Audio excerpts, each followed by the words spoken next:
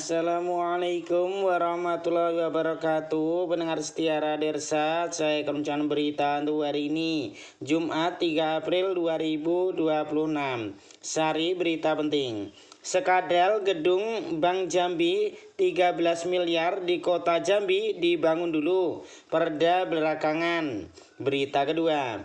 Pinjaman dipangkas jadi 100 miliar, RSUD SS Tebo tunda pengembangan kamar operasi.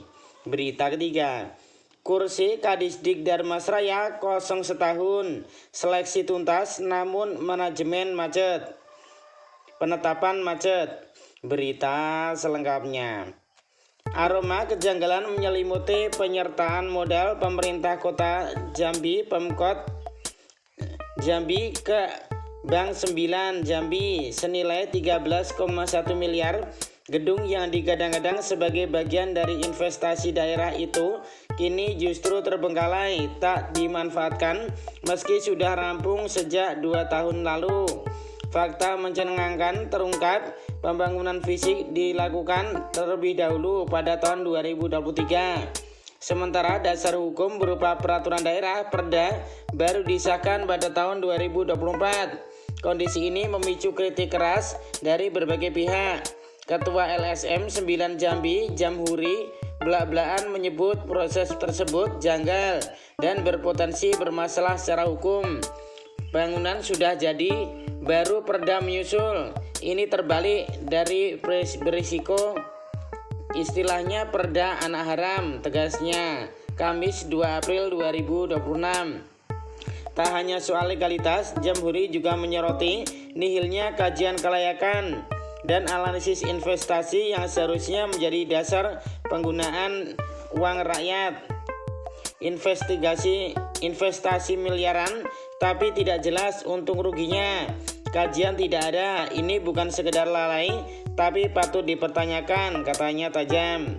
Padahal aturan jelas tertuang dalam peraturan pemerintah nomor 54 tahun 2017 tentang BUMD yang mewajibkan penyertaan modal daerah ditetapkan lewat perda dan didahului analisis investasi serta rencana bisnis yang matang.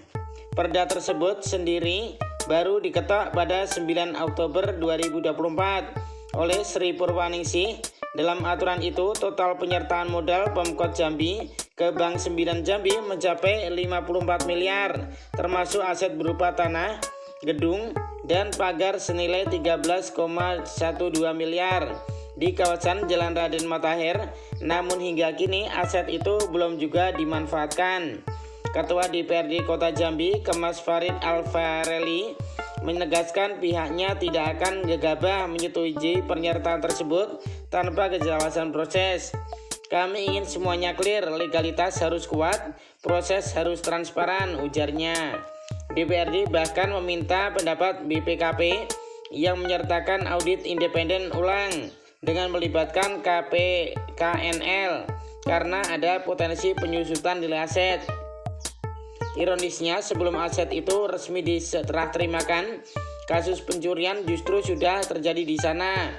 Temuan Badan Pemeriksa Keuangan menyebut kerugian akibat kejadian tersebut mencapai 2,27 miliar.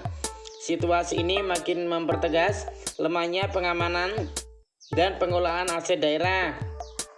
Sementara itu, Wali Kota Jambi Maulana menyebut proses masih menunggu keputusan Rapat Umum Pemegang Saham RUPS. Kita masih menunggu, semua harus melalui mekanisme dan kajian, tidak bisa dipaksakan, ujarnya. Sumber berita Jambi Update.